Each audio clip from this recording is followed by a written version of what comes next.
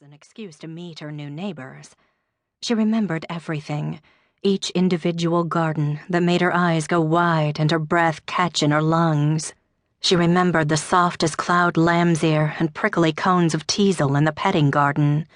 She remembered the large orange koi fish from the rock garden that wagged their golden tails in happy greeting, and the children who reached into the pond to tickle their bellies as if the fish were dogs.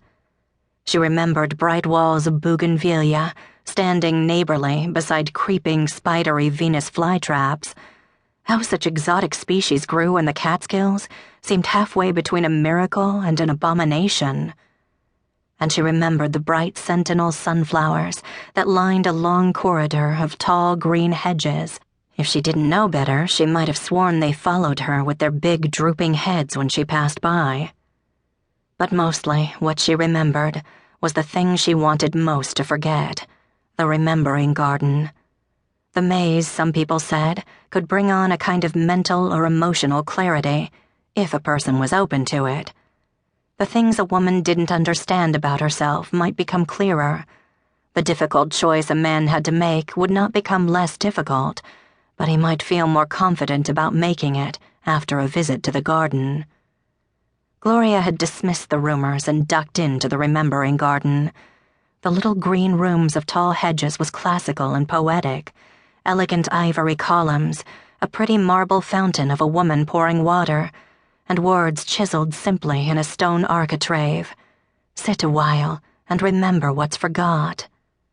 The plump honeybees were buzzing, the fountain was singing, and the garden was gently landscaped with champagne-colored roses, cascading green ivy, and hummocks of forget-me-nots. Gloria thought of nothing special. People passed by.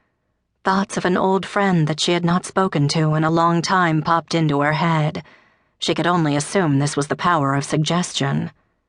Later, after she'd spent a sleepless night wrestling with fitful dreams that were full of apologies she had no intention of making to her long-lost friend, she blamed the Pennyworts for the annoying crookedness of the bumper of her car, which had happened as a direct result of both the remembering garden and the guardrail that had kept her from going into a rocky Catskill ravine when she'd fallen asleep at the wheel. This was not magic, mind you. It was simply a thing that happened, because it's never a good idea to sit and ponder the past too long. Although most people in the vicinity of Green Valley did not like to say much about the Pennyworts, and got an odd look on their faces whenever Gloria tried to tease out a little harmless gossip, no one denied that the family was a little bit different, if not strange. At the very center of the Pennyworts' garden maze was a squared-off area, no more than the size of a one-car garage, surrounded on all sides by heavy stone walls and accessible only by a locked, opaque wooden gate. Dented metal signs were posted every 6 feet on the wall at varying heights and in multiple languages. Mantener fuera, hala ut, keep out. All of the little plots in the Pennyworts' garden maze looked healthier than they should be under the tinder dry circumstances, but it was this walled-in center that was blooming most voraciously in the summer drought. Gloria could see down into it from her vantage point on a hill that overlooked Green Valley, and the garden's reds, yellows, pinks, whites, oranges, and purples seemed to be frothing out over the tops of the stone walls in certain places, and spilling effulgently over the sides like a sloshing, heady beer. Once, on a neighborly trip to see if the Pennyworts could make use of her old dehumidifier before she threw it out, Gloria had asked why no one was allowed in the walled garden at the heart of the maze. No one except for Olivia Pennywort, who apparently made her ingress and egress as she pleased. But the answer Gloria got was so non-committal and vague that within an hour of hearing it she could no longer even recall what it was. Now it annoyed her that the Pennyworts were not only watering their gardens illegally, but they seemed to be squandering community resources on a garden that nobody from the public was even allowed to see.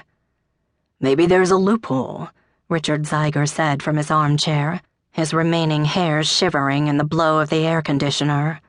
"Maybe they're allowed to water because they're a commercial enterprise." "They're not a commercial enterprise," Gloria said. "Or at least they're not supposed to be. They don't charge anything for people to get in."